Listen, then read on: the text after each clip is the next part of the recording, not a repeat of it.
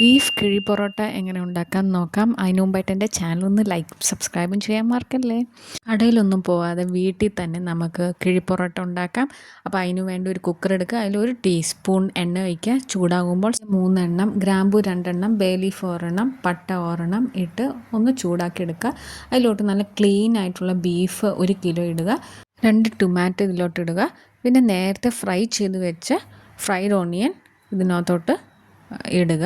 പിന്നെ ginger garlic paste 1 table spoon. പിന്നെ ഉപ്പ് ആവശ്യത്തിന്.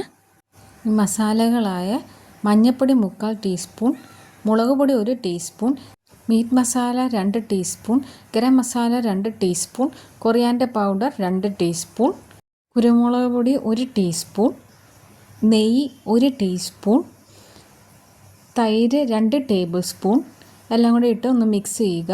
ഇനി കുക്കർ അടയ്ക്കാം.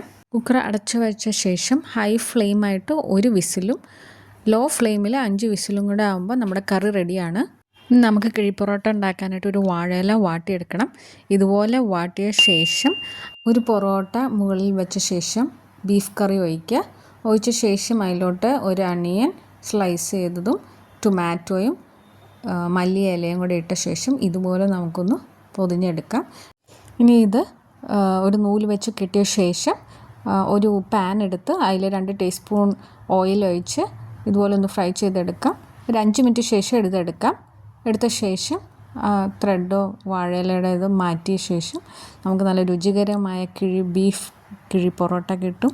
അപ്പോൾ എല്ലാവരും എൻ്റെ ചാനലൊന്ന് സബ്സ്ക്രൈബും ലൈക്കും ചെയ്യാൻ മറക്കല്ലേ. വളരെ ഈസിയാണ് വീട്ടിലുണ്ടാക്കാൻ, കടയിലൊന്നും പോകേണ്ട ആവശ്യമില്ല. അപ്പോൾ എൻ്റെ ചാനലൊന്ന് സബ്സ്ക്രൈബും ലൈക്കും ചെയ്യാൻ മറക്കല്ലേ.